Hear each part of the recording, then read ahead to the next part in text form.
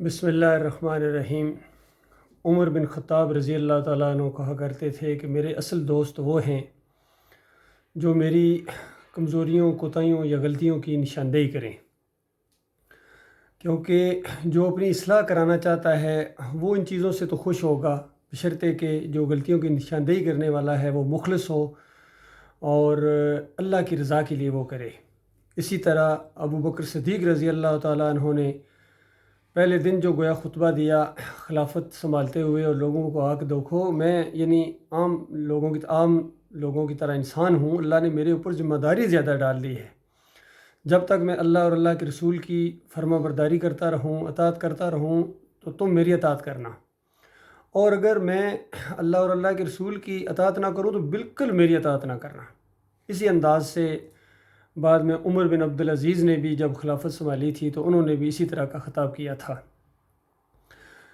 اسی طرح کہا جاتا ہے کہ ہر اچھی بات مومن کا گویا گم شدہ خزانہ ہوتا ہے، جہاں سے بھی وہ اس کو ملتی ہے وہ لے لیتا ہے، اور ہر بری بات جو وہ دوسروں میں دیکھتا ہے وہ اس سے خود بچنے کی کوشش کرتا ہے، یا دوسرے اگر اس کی نشاندہی کریں تو وہ اللہ سے بھی معافی مانگتا ہے اور آئندہ بچنے کی کوشش کرتا ہے۔ اس حوالے سے آج میرا دل چاہا کہ آج میں ہمارے پرائم منسٹر عمران خان صاحب کی دو باتوں کے اوپر گفتگو کرنا چاہتا ہوں، کیونکہ یہ میرا جو چینل ہے اس کے اوپر میں نے لکھا ہے کمنٹس آن کمنٹس، عام طور پر جو میں چیزیں سنتا ہوں اور اس کے اوپر یا تو میں کمنٹ کر دوں گا، اور میں چاہتا ہوں کہ ہمارے جو بھی بھائی ہیں کم از کم عقیدے کی خرابی کے اندر مبتلا نہ ہوں، دینی نقطہ نظر سے میں ان کی رہنمائی کرنا چاہتا ہوں، باقی ہوگا تو وہی جو اللہ چاہتا ہے، اور میں اپنی کوشش کر دیکھنا چاہتا ہوں تاکہ اللہ کے ہاں اپنا عذر پیش ہو کہ مالک میں نے ان کو سمجھایا تھا۔ اس کے بعد اپنی اپنی قسمت ہے، اپنا اپنا نصیب ہے، اور خوش قسمت وہ ہے جو حق کے ساتھ کھڑا ہو جائے اور باطل کو للکارے۔ یہ جو درمیان والے ہیں نا یا نیوٹرل، یہ تو پرائم منسٹر خود کہتے ہیں کہ یہ جانور ہیں، اور واقعی یہ جانور ہیں جو عام عوام ہے جو ایمان عقیدے کی طرف نہیں آتی ہے اور حق کی مخالف ہیں یا ساتھ نہیں دیتے، ان کو جانور کہا گیا، بلکہ جانوروں سے بدتر کہا گیا۔ تو اس حوالے سے دو باتیں ہیں جس کے اوپر آج میں گفتگو کروں گا۔ پرائم منسٹر صاحب کی ایک بات جو مجھے بہت اچھی لگی اور میں اس لیے بیان کر رہا ہوں تاکہ وہ اس کے اوپر قائم رہیں، اور بھی جو میری یہ بات سنیں اس کے اوپر وہ قائم رہنے کی کوشش کریں یا اس عادت کو اپنائیں، اس میں انشاءاللہ ان کو بہت فائدہ ہوگا۔ اور یہ ایسی خوبی ہے کہ جو پرائم منسٹر عمران خان صاحب کی کامیابیوں کے راز میں سے ایک راز ہے، اور دوسری ان کے اندر ایک ایسی خامی ہے کہ اگر وہ اس سے توبہ نہ کی انہوں نے اور اس سے اصلاح نہ کی تو وہ ان کی آخرت ہمیشہ کے لیے بگاڑ دے گی، یہ بھی ہے۔ اور تاکہ جو بات یہ سنیں وہ ایسی خرابی کے اندر مبتلا نہ ہوں، کیونکہ اس خرابی کا انجام دنیا میں ذلت اور آخرت کی بربادی ہے۔ تو میں زیادہ آپ کو تجسس میں نہیں رکھنا چاہتا، تو جو خوبی ان کی مجھے پسند آئی وہ یہ ہے کہ انتہائی ان کے اوپر تنقید کرنے والے اور بہت زیادہ ان کے ساتھ اختلاف رکھنے والے جس کی کوئی حد نہیں، آخری حد تک وہ گئے ہیں، ان کا بھی میں نام بھی لوں گا، تو ان کو بھی بعد میں انہوں نے اپنا دوست بنا لیا ہے۔ بڑے حوصلے کی بات ہے، یہ عام بندے کے بس کی بات نہیں ہے۔ جو ویڈیو میں نے دیکھے جو عمران خان صاحب کے اوپر بہت زیادہ تنقید کر رہے تھے، اور لڑائی والا انداز تھا، ایک شیخ رشید کا کسی ٹاک شو میں، اور بالکل اسی طرح بابر اعوان صاحب کا۔ بابر اعوان صاحب کو میں اچھے طریقے سے جانتا ہوں، شاید وہ مجھے بھول گئے ہوں، لیکن میں بہت اچھے طریقے سے جانتا ہوں۔ ہمارا انہوں نے کیس لڑا تھا، وہ کیس جیتے تھے، اور حق کے ساتھ انہوں نے کھڑا ہونے کا اس وقت جزوی طور پر حق ادا کیا تھا۔ یہ اور بات کے بعد میں انہوں نے اس کو پھر اپنے کاروبار کی حیثیت سے لیا، حالانکہ دینی یہ معاملہ تھا اور ان کے لیے ایک ہدایت کا ذریعہ بن جاتا وہ چیز صحیح معنوں میں، لیکن انہوں نے اس کو بزنس پوائنٹ آف ویو سے لیا، لہٰذا اس سے انہوں نے فائدہ نہیں اٹھایا۔ کیس تو جیت لیا، فائدہ تو ہمیں ملا الحمدللہ۔ تو یہ بہت بڑی خوبی ہے۔ ایک اور آدمی بھی ہے، اس نے بھی اسی طرح کا معاملہ کیا تھا، لیکن بعد میں پھر وہ پیچھے ہٹ گیا، لہٰذا اس کا میں نام نہیں لیتا ہوں۔ تو لہٰذا یہ جو دو چیزیں میں نے دیکھی ہیں کہ آج یہ جو بابر اعوان ہیں ایڈوکیٹ اور شیخ رشید، یہ دونوں تقریباً چٹان کی طرح عمران خان صاحب کے ساتھ کھڑے ہیں، اور کل کی بات مجھے نہیں معلوم، لیکن ابھی تک تو ان کا انداز یہی ہے، اور یہ پہلے بہت شدید ان کے مخالف تھے۔ اس کے علاوہ کتنے لوگ ہیں جو دوسری پارٹیوں سے کٹ کے ان کے ساتھ آئے ہیں، ملے ہیں۔ تو یہ ایک بہت بڑی خوبی ہے بھائی، یہ عام آدمی کے بس کی بات نہیں، بڑے حوصلے والے کے بس کی بات ہے۔ اب میں آتا ہوں دوسری بات کی طرف، جو اتنی بڑی خامی ہے ان کے اندر، بلکہ جرم میں کہوں گا جرم ہے، وہ یہ ہے کہ ان کے عقیدے کے اندر خرابی ہے۔ پرائم منسٹر عمران صاحب، میں بڑے افسوس کے ساتھ یہ آپ کو بات کہہ رہا ہوں کہ آپ اس پر سوچیں، آپ اس پر سوچیں، کیونکہ آپ کہتے بھی ہیں کہ لا الہ الا اللہ پڑھنے والا آزاد ہو جاتا ہے، پھر وہ کسی اور کے سامنے نہیں جھکتا۔ اب کسی اور کے اندر پھر ساری چیزیں ہیں نا، یہ نہیں کہ اور کے اندر کچھ چیزوں کو رکھا جائے اور کچھ چیزوں کو نکال دیا جائے۔ امریکہ کے سامنے آپ نہیں جھکتے ہیں، بالکل میں ماننے کے لیے تیار ہوں۔ کسی کے سامنے بھی آپ نہ جھکے ہیں اور نہ جھکنے کا آپ کا ارادہ ہے، اور ایک ٹیم کو یعنی لڑانے کا آپ کے اندر بہت بڑا حوصلہ ہے، بڑی ٹیکنیکس ہیں، اور یہ اللہ کی دی ہوئی ہیں، اللہ کے شکر گزار ہوں آپ اس کے اوپر۔ اور پھر جب آپ کسی مزار کے سامنے جا کے جھک جاتے ہیں، سجدہ کرتے ہیں، پھر اس کو ثابت کرتے ہیں کہ نہیں یہ وہ والا سجدہ نہیں ہے جو شرک ہوتا ہے، اور یہ وہی والا سجدہ ہے جو شرک ہوتا ہے، یاد رکھیے، یقین کریں میں آپ کو بتا رہا ہوں، یہ وہی والا سجدہ ہے۔ اور آپ دیکھیں گے نبی صلی اللہ علیہ وآلہ وسلم کیا کبھی کسی مزار کے سامنے جا کے اس طرح کیا تھا انہوں نے؟ پھر ابوبکر صدیق نے کیا نبی علیہ السلام کی قبر کے سامنے اس طرح عزت کے ساتھ جھکے تھے؟ یا عمر بن خطاب جھکے تھے، عثمان رضی اللہ عنہ جھکے تھے، علی رضی اللہ تعالیٰ جھکے؟ کوئی صحابی کسی ایک کا نام لیں کہ وہ انہوں نے اس طرح کی گردن بھی جھکائی ہو جا کے، کیونکہ وہ اس طرح کی گردن جھکانا بھی شرک سمجھتے تھے، نہیں جھک سکتی یہ گردن اللہ کے علاوہ کسی کے سامنے، جس ایسے تھوڑا سا جھکا جاتا ہے، یہ نہیں جھکا جا سکتا۔ حتیٰ کہ یہ جو پرچم کے سامنے اس طرح جھکتے ہیں، یہ بھی نہیں ہونا چاہیے، نہیں ہے۔ پھر یہ کراٹے ماسٹر کے سامنے اس طرح جھکتے ہیں لوگ جو شاگرد ہوتے ہیں، نہیں ہے بالکل۔ اور کچھ لوگ والدین کے سامنے آ کے کبھی کبھی عید یا بقرعید پر آ کے وہ قدم بوسی کرتے ہیں، اس پر اللہ کا غضب نازل ہوتا ہے، یقین کیجیے۔ یہ انداز ہی نہیں ہے۔ حتیٰ کہ نبی صلی اللہ علیہ وآلہ وسلم تو ایک موقع کے اوپر جب وہ تشریف لائے اور کچھ صحابہ کھڑے ہو گئے عزت کے لیے، کھڑا ہونا چاہا تو ایک دم منع کر دیا کہ تم اجمی بادشاہوں کی طرح کرتے ہو جس طرح وہ چاہتے ہیں۔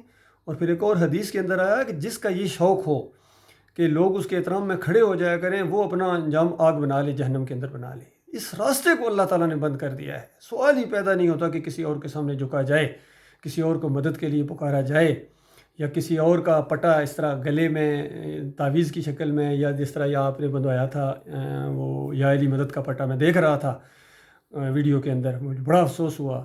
اور میں یہ بھی باڈی لینگویج آپ کی بتا رہی تھی کہ آپ دل سے نہیں بنجوا رہے تھے، میں جانتا ہوں، اس بات کو بھی پہچان گئے ہوں، پہچان لیتے ہیں لوگ، باڈی لینگویج بھی ایک بولتی ہے کچھ چیز، آپ نہیں بنوا رہے تھے، لیکن ووٹوں کی وجہ سے، عوام کی وجہ سے، اور کہیں ایسا نہ ہو جائے کہ لوگ ناراض نہ ہو جائیں، آپ نے اللہ کو ناراض کر دیا۔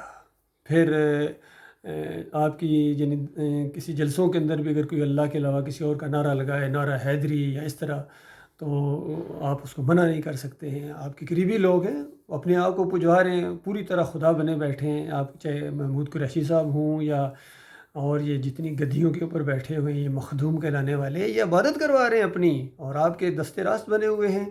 آپ جس دن ان کو کہیں گے آپ شرک کرتے ہیں، یہ آپ کا ساتھ چھوڑ دیں گے۔ تو لہٰذا ان کی وجہ سے اپنے مالک اور خالق کو ناراض نہ کریں۔ یہ چیز اگر آپ کے اندر آ جائے، یہ پہچان اگر شرک کی آپ کے اندر آ جائے، اور سچے دل سے اعلان کے ساتھ توبہ کریں، اپنی اس غلطی کو مانیں، اپنی اس غلطی کو مانیں، توبہ کریں مالک سے کہ مالک میں ایاک نعبد و ایاک نستعین کہنے کے باوجود مزار کے سامنے میں جا کے جھکا ہوں، ماتھا ٹیکا ہے، تو مجھے معاف کر دے۔ پھر اس کے علاوہ جو بھی شرک ہو، پٹا جو بنوایا اپنے شرک کا، اس سے بھی توبہ کریں، ہر شرک سے۔ پھر جمہوریت کے شرک سے توبہ کریں۔ یاد رکھیں، یہ جمہوریت کا نظام جس کی خاطر آپ پسینہ نکال دیتے ہیں، یہ اللہ کے لیے نہیں ہے، یہ جمہوریت کے لیے ہے، اور جمہوریت اسلام کی ضد ہے۔ لہٰذا اپنی اس توانائی کو، اپنی اس کوشش کو، اپنی اس محنت کو دین اسلام کی طرف پھیر دیں، اور چاہے ایک بندہ بھی آپ کے ساتھ نہ ہو، آپ کامیاب ترین انسان ہوں گے، آپ بہت بڑے درجات پائیں گے اللہ کے ہاں جا کر۔ اور اگر آپ نے یہ معاملہ نہ کیا تو بات سمجھنے کے باوجود نہ کیا، یعنی اگر بات سمجھی نہ پھر تو گئے، وہ تو بالکل ہمیشہ کے معاملہ ہو گیا. لیکن اگر بات سمجھنے کے باوجود نہ کیا کہ پھر تو یہ بھائی یہ تو سسٹم ہی نہیں مجھے مانے گا، پھر تو بڑا مسئلہ بن جائے گا، تو پھر آپ کی مثال ہرکل جیسی ہوگی. ہرکل مان گیا تھا بات کو اور چاہتا بھی تھا کہ ساری قوم مان جائے، لیکن جب اس نے دیکھا کہ اس کے قریبی لوگوں نے بغاوت کر دی تو اس نے پھر اپنی حکومت کو آگے کیا اور اللہ کے دین کو پیچھے کر دیا. اس طرح ہمیشہ کی تباہی اور بربادی اس کے حصے میں آ گئی. اسی طرح پھر آپ کی مثال یا تو ابو طالب والی ہوگی. ابو طالب کا بھی یہی مسئلہ تھا، وہ بھی سمجھ گیا تھا کہ میرا بھتیجا بالکل سچا ہے، اللہ کے نبی ہیں، لیکن بات یہ ہے انہوں نے خود کہا کہ بھتیجے، آخری جو الفاظ ان کے تھے، بھتیجے میں تجھے خوش کر دیتا، لیکن لوگ کیا کہیں گے، یہ کہیں گے، یہ لوگ کیا کہیں گے، مارا گیا. اور دوسری طرف ایک اور مثال بھی ہے نجاشی رحمۃ اللہ علیہ کی. ان کے سامنے بھی اسی انداز سے یہ دعوت آئی اور انہوں نے صدقے دل کے ساتھ قبول کیا. اور تاریخ میں آتا ہے کہ کچھ لوگوں نے ان کو کہا کہ دیکھیں آپ نے یہ بات مانی ہے، یہ آپ کے لوگ ہیں نا، یہ بڑے بڑے علماء اور مشائخ، یہ آپ کو چھوڑیں گے نہیں. تو اس وقت نجاشی نے جواب دیا تھا کہ دیکھو، جب اللہ نے مجھے بادشاہی دی تھی نا، ان سے پوچھ کے نہیں دی تھی. یعنی یہ بادشاہی اللہ دیتا ہے. دیکھیے، جس کو چاہتا ہے بادشاہی دیتا ہے، جس کو چاہتا ہے چھین لیتا ہے، جس کو چاہتا ہے عزت دیتا ہے، جس کو چاہتا ہے ذلیل کرتا ہے. ان دونوں چیزوں کو اللہ نے علیحدہ علیحدہ بیان کیا ہے. یعنی ضروری ہے کہ عزت جس کو اللہ تعالیٰ دیتا ہے، ضروری نہیں کہ بادشاہی بھی دے. اور سب سے بڑی عزت اللہ کی ہے، اللہ کے رسول کی ہے اور مومنوں کی ہے جو اللہ کی بات ماننے والے ہیں. ان کی عزت ہے ایمان عقیدے کی وجہ سے.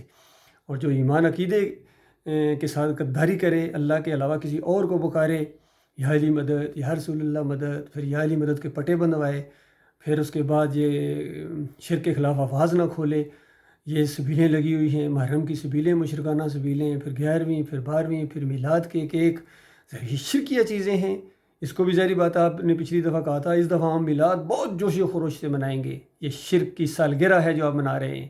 تو لہٰذا ان چیزوں سے توبہ کریں اور یاد رکھیں، اگر آپ سچے دل کے ساتھ توبہ کر لیں تو یہ بادشاہی آپ کی نہیں جائے گی، بلکہ پہلے سے زیادہ مضبوط ہو جائے گی اور بڑی بڑی طاقتیں آپ کے سامنے سرنڈر کر جائیں گی. اور بالفرض اس کا ایک چانس موجود ہوتا ہے، بالفرض چلی بھی جائے، بلکہ اس راستے میں اگر موت آ جائے تو میں کہتا ہوں اس بندے کی لاٹری نکل آئی، اس بندے کی لاٹری نکل آئی. پہلا قطرہ خون کا زمین پر گرنے سے پہلے اس کو جنت الفردوس میں پہنچا دیا جاتا ہے. یہ اللہ کے سچے وعدے ہیں. تو یہ دو باتیں ہیں جس کی میں آپ کو نشاندہی کر رہا ہوں. ایک اچھی بات ہے، اللہ تعالیٰ اس کو اوپر آپ کو قائم رکھے، اور دوسری انتہائی بڑی بات ہے، بلکہ جرم ہے، شرک ہے. اللہ تعالیٰ آپ کو پوری طرح توبہ کی توفیق عطا فرمائے. اور یہی بات میں اپنے آرمی چیف جو پوری فوج کے کمانڈر ہیں جنرل باجوہ صاحب، ان کو بھی کہنا چاہتا ہوں. میں خود آرمی افسر ہوں. 7 پنجاب ریجمنٹ میں جب میں نے یہی باتیں کی تھیں، شرک کی نشاندہی کی تھی، توحید کی دعوت دی تھی، تو وہاں کرنل نجم الحسن ملک اس وقت کمانڈنگ آفیسر تھے. انہوں نے ایک کیس بنا کے، بلکہ میڈیکل کیس بنوا کے، کہ ان کا دماغ کام نہیں کر رہا ہے جی، یہ ایسی باتیں کر دی ہیں انہوں نے. فوج میں ایسی باتیں نہیں چلتی ہیں. اللہ کے بندو، فوج بھی اللہ کے بندے ہیں، میرے بھائی ہیں. کیا فوجیوں نے نہیں مرنا ہے؟ کیا فوجیوں کے پاس سوال نہیں کرنے آئیں گے؟ فرشتے نہیں آئیں گے؟ یا وہ وردی سے ڈرتے ہیں؟ فرشتے نہیں ڈرتے ہیں وردی سے، یاد رکھیے. یہ وردی یہاں تک ہے، مرنے کے ساتھ کفن میں جاؤ گے. کوئی بھی وردی میں بھی اگر کسی کو دفن کر دیا جائے تو فرشتے اس وردی کا خیال نہیں کرتے ہیں. وہ تو ایمان عقیدے کی بات ہے. پہلی بات بتا، من ربک، تیرا الہ کون تھا، تیرا داتا کون تھا، تیرا دستگیر کون تھا، مشکل کشا کون تھا، حاجت روا کون تھا مدد کرنے والا. اور ما دینک، تیرا دین کیا تھا، کیا دین اسلام یا یہ دوسرے مسلک، بریلوی تھا، دیوبندی تھا، اہل حدیث تھا، سلفی تھا، صوفی تھا، بتا کون تھا. اور تیسری بات، ما تقول لہذا الرجل، محمد صلی اللہ علیہ وآلہ وسلم کے بارے میں تمہارا کیا عقیدہ تھا. تو اگر تو اس کا یہی عقیدہ ہوا محمد صلی اللہ علیہ وآلہ وسلم کے بارے میں، وہ آخری نبی ہیں، آخری نبی، اب قیامت تک کوئی اور نبی آنے والا نہیں ہے.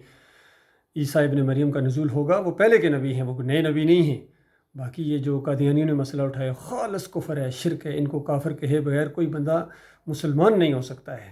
یہ ایک ریفرنس پوائنٹ ہے، یاد رکھیے، میری طرف سے ریفرنس پوائنٹ اللہ تعالیٰ نے ہمیں دیا ہوا ہے. جس طرح قادیانیوں کو کافر کہے بغیر بندہ مسلمان نہیں ہو سکتا ہے، اسی طرح بریلویوں کو، دیوبندیوں کو، اہل حدیثوں کو، شیعوں کو، چکڑالویوں کو اور ان صوفیوں کو کافر اور مشرک کہے بغیر کوئی بندہ اسلام کے اندر قدم نہیں رکھ سکتا ہے.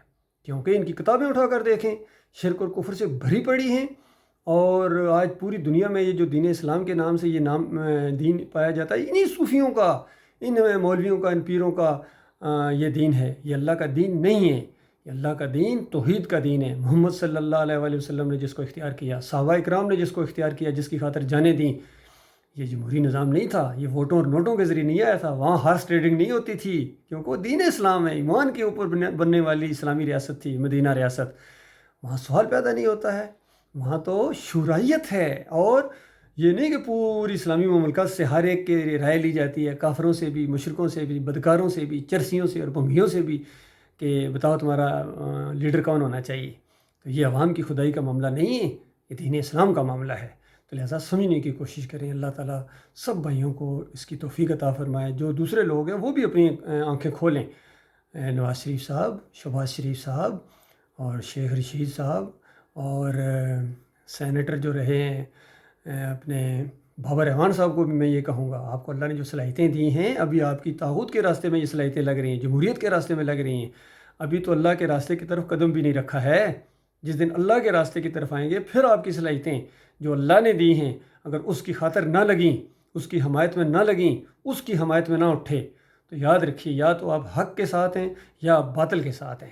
تو اب یہی آپ لوگوں کی بھی آزمائش ہے۔ جس طرح آپ دوسروں کو کہہ رہے ہیں نا، عوام کو، اپنی حکومت کو بچانے کے لیے عوام کو، کہ اللہ قرآن میں فرماتا ہے، تو اس طرح اللہ کے آیات اپنے دنیاوی مفادات کے لیے استعمال کرنے کے بعد لوگوں کو تو دھوکہ دیا جا سکتا ہے، لیکن اللہ کو دھوکہ نہیں دیا جا سکتا۔ اور سب سے زیادہ جو دھوکہ دے رہے ہیں انسانوں کو، وہ یہ علماء ہیں، خاص کر فضل الرحمان، طاہر القادری، طارق جمیل اور تقی عثمانی، یہ سارے کے سارے لگے ہوئے ہیں، خادم حسین رضوی، پھر اعلیٰ حضرت، پھر ابو العلا، پھر ڈاکٹر اسرار۔ وہ بات بنیادی انہوں نے کی نہیں ہے، وہ کی نہیں ہے جو توحید کی روح ہے، اس دعوت کو انہوں نے نہیں اٹھایا ہے، ورنہ آج پاکستان کہاں سے کہاں پہنچ چکا ہوتا۔ بہرحال کہتے ہیں صبح کا بھولا شام کو واپس آ جائے، اس کو بھولا نہیں کہتے ہیں، ابھی بھی موقع ہے۔ یہ میں سب کو کہہ رہا ہوں، یہ اس طرف تو جو دو حقیقت ٹی وی والے صاحب کو بھی، عمران ریاض خان کو بھی، کتنی باتیں ہر جگہ کرتے ہو، کبھی ایمان کی حمایت میں آواز کھولی ہے؟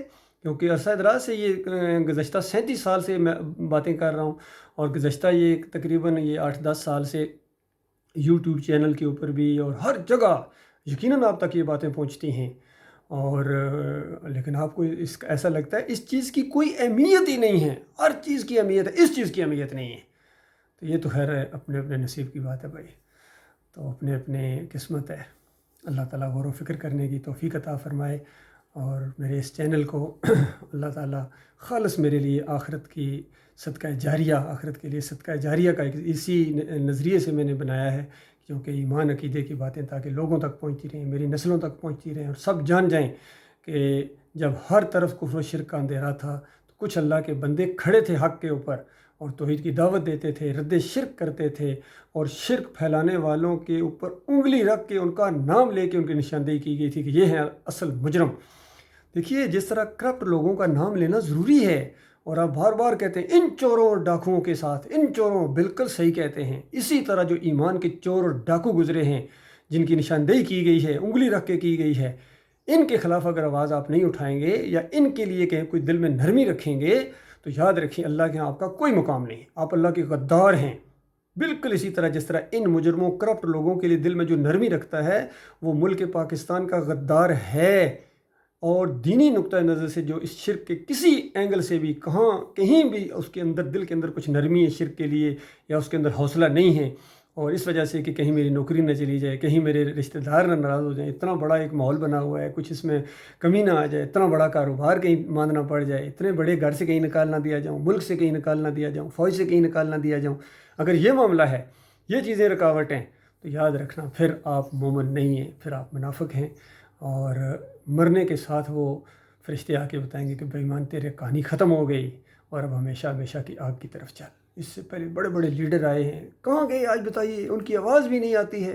آپ سے بڑے لیڈر تھے، یقین کیجئے، آپ سے بڑے لیڈر تھے، آپ سے زیادہ روب اور دبدبہ تھا ان کا، آپ سے زیادہ عوام ان کے ساتھ تھی، لیکن کہاں چلے گئے آج؟ ایمان عقیدے کی بات نہیں اٹھائی انہوں نے، اس وجہ سے مار پڑی۔ آج دن تک یہ 75 سال ہوں گے پاکستان بنے ہوئے، یہ اس آواز کو کسی نے نہیں اٹھایا، تاکہ جنہوں نے شروع میں نعرہ لگایا تھا پاکستان کا مطلب کیا، لا الہ الا اللہ، وہ بھی لا الہ الا اللہ کا مطلب نہیں جانتے تھے، انہوں نے سیاسی انداز سے یہ چیز لگائی تھی، کیونکہ اگر وہ سچے ہوتے تو پاکستان بننے کے بعد پھر یہ پاکستان کے اندر کوئی داتا نہ ہوتا، کوئی دستگیر نہ ہوتا، کوئی مشکل کشا نہ ہوتا، کوئی حاجت روا نہ ہوتا، کوئی پیری مریدی نہ ہوتی، کوئی جمہوریت کا نظام نہ ہوتا، کوئی تعویذ گنڈے والا نہ ہوتا، کوئی جناب یہ درگاہ اور یہ جتنی ہیں یہ خالص سومنات کے مندر ہیں جو مسلمانوں نے سنبھال کے رکھے ہوئے ہیں۔ سومنات کا مندر تو مسلمانوں نے توڑا تھا، مسلمانوں کے مندر کون توڑے گا؟ اللہ کے بندو، یہ توحید کی دعوت ہے، یہ مذاق نہ سمجھو اس کو، یہ بہت ہی سنجیدہ بات میں کہہ رہا ہوں، پورے ہوش و حواس کے ساتھ شعوری طور پر کہہ رہا ہوں، میں اس کا ذمہ دار ہوں۔ اللہ تعالیٰ غور و فکر کرنے کی توفیق عطا فرمائے۔